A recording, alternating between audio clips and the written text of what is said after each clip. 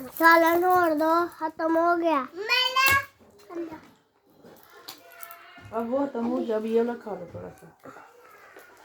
ला road बना लो। ऐसे बना के दे सालन के बगैर। नून वाला सालन पसंद है।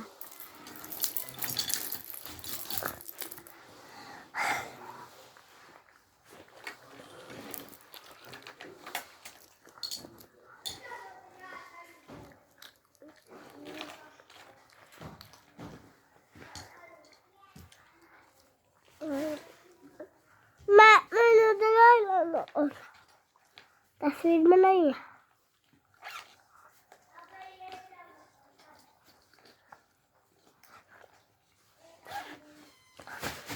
मामा देखो पापा पापा पापा दिखाया है।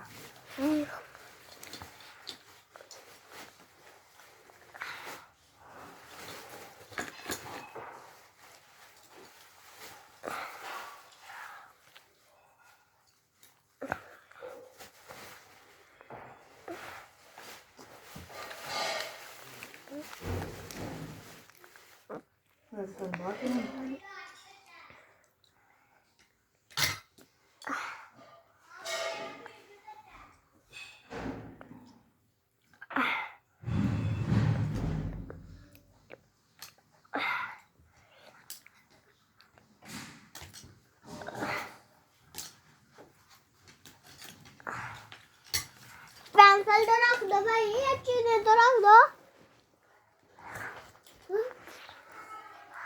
हाँ रख दो। हाँ भाई रख दो रख दो। तुम्हें क्या ढूंढता है, रख दो। हाँ